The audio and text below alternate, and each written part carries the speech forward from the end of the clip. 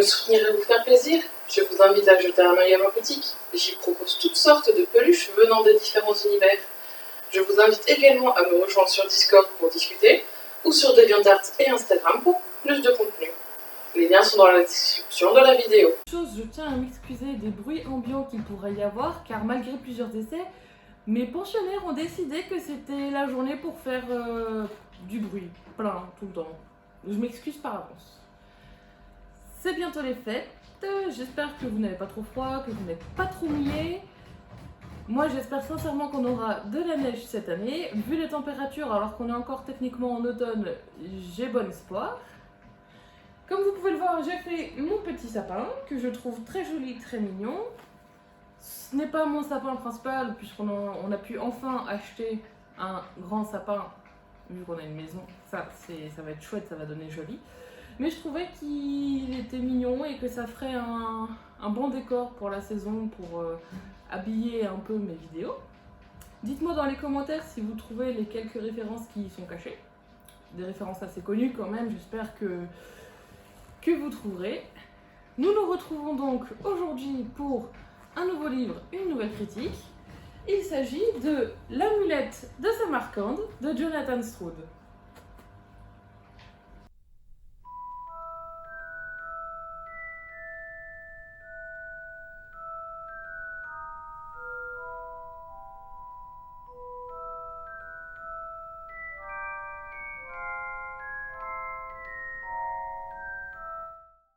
Pour commencer déjà, Samarcande, c'est encore un mot que j'ai eu du mal à prononcer. Pendant la moitié du livre, j'ai lu Scamarande.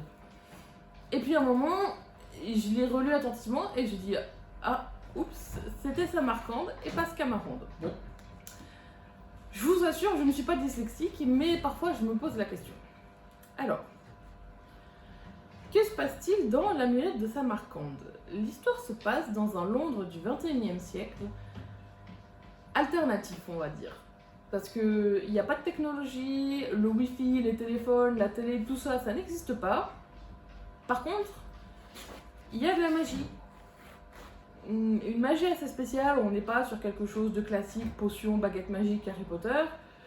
Les magiciens, en fait, pour avoir des pouvoirs, invoquent des esprits, des démons, il y a plusieurs appellations, des djinns. Et donc, ça se passe au XXIe siècle, mais au niveau de notre époque à nous, dans notre univers, je dirais plutôt que ça se passe début, milieu XXe siècle, on va dire. Il y a des voitures, ce genre de choses, mais voilà, tout ce qui est technologie électronique, il n'y a rien du tout. Et la plupart des actions se font donc par magie avec l'invocation des djinns. Donc, comment fonctionne l'invocation? Il faut un cercle avec des runes, des symboles, des pentagrammes, protection assez classique.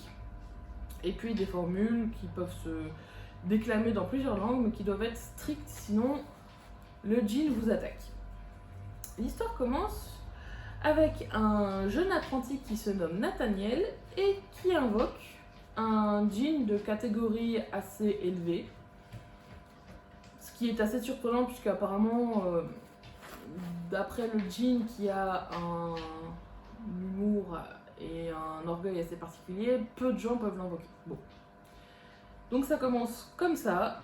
Il demande au djinn qui se nomme Bartiméus de voler l'amulette de Samarcande au magicien Simon Lovelace. Son plan était parfait et pourtant rien ne se passe comme prévu.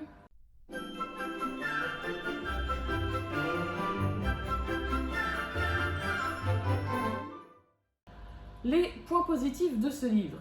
Déjà, c'est sa construction, son système de chapitres, puisqu'il y a deux points de vue. Celui de Bartiméus, qui est le djinn, dont les chapitres sont à la première personne et qui sont d'un humour mais fracassant. Le djinn, il a plusieurs milliers d'années, il est sarcastique, il est orgueilleux mais d'un orgueil démesuré et il lui arrive des phrases mais vraiment hilarantes, comiques de situation parfait. C'est vraiment, ces chapitres-là sont légers et drôles, Tandis que les chapitres de l'autre point de vue sont ceux de Nathaniel, qui sont très sérieux, qui servent à vraiment à faire avancer l'histoire. Ça démontre en fait, parce que le personnage en lui-même est très sérieux, toujours très pointilleux. Et vraiment, la façon dont les chapitres sont écrits reflète la personnalité des personnages et j'ai trouvé ça vraiment très bien fait. Au niveau de l'écriture, c'est fluide, les dialogues ils sont percutants, les descriptions elles sont super bien faites et pourtant c'est pas lourd non plus parce qu'avoir une description de 3 pages sur un lampadaire, tout ce qu'il y a de plus classique, un pilier en fer avec une lumière au bout, bon, c'est un peu lourd et fatigant.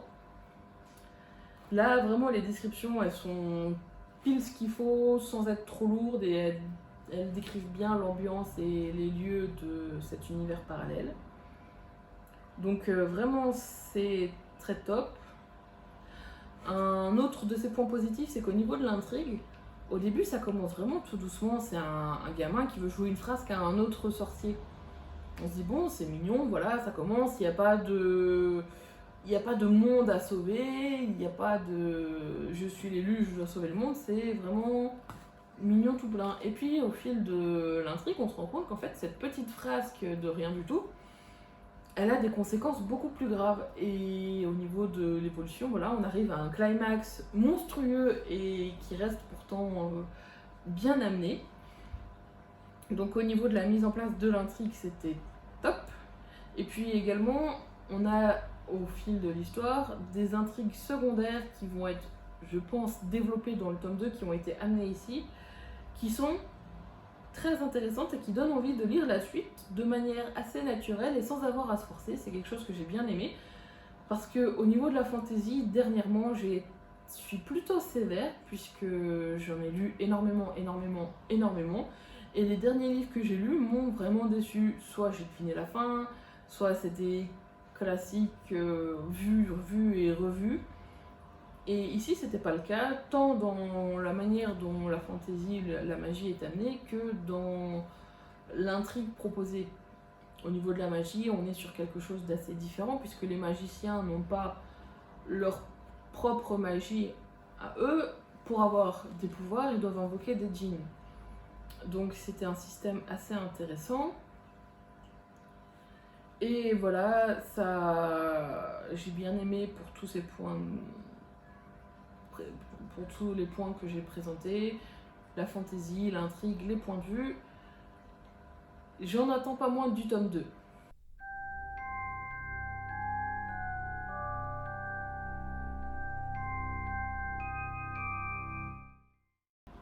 Ces points négatifs. Alors je dirais qu'il n'y a qu'un seul point vraiment négatif dans ce livre, c'est le début. C'est vraiment trop confus. On arrive en plein milieu, c'est le bordel total. Donc par la suite on comprend tout à fait que c'est pour retranscrire la confusion du djinn qui est invoqué, dont de ses os il comprend rien. Et donc nous aussi on comprend rien. Mais alors vraiment là c'est vraiment trop confus, même si on voulait vraiment être du point de vue du djinn, il aurait fallu alléger un peu ça parce que j'ai eu vraiment beaucoup de mal avec les premiers chapitres. Et c'est le seul gros défaut que je pourrais lui donner, puisque tout le reste, la mise en place de l'intrigue, c'était bien.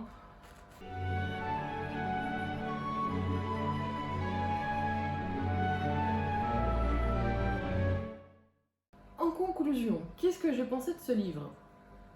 J'en ai pensé beaucoup de bien. C'est le premier livre que j'ai reçu des box littéraires Cube, donc ça s'appelle KUBE. C'est la première qu'on m'a suggérée. Je l'ai eu, je l'ai accepté. Comme je connaissais pas, je l'ai validé sans regarder trop ce que c'était. J'ai vraiment complètement découvert l'histoire au fur et à mesure. C'était la deuxième proposition qu'on me faisait, puisque la première c'était l'Assassin Royal, le tome 1, que j'avais déjà lu auparavant.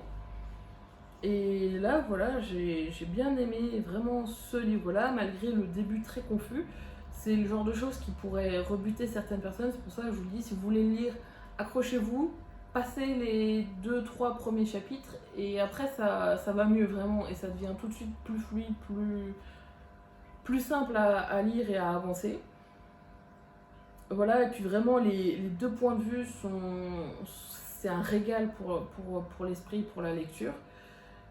J'espère donc que la suite va être tout aussi bien, car souvent dans les trilogies, les sagas, tout ça, le premier tome il est génial et la suite a été très décevante. Je pense notamment à Hunger Games, Divergente, bon c'est surtout au niveau des dystopies. J'espère vraiment que là pour la suite, que j'achèterai un jour quand j'aurai le temps et l'argent de le lire, je vous le présenterai également. Voilà, vraiment un bon livre de fantasy, c'est de la jeunesse mais en même temps c'est assez adulte, on n'est pas dans quelque chose d'assez gnangnan et niais. Vraiment c'est très intéressant.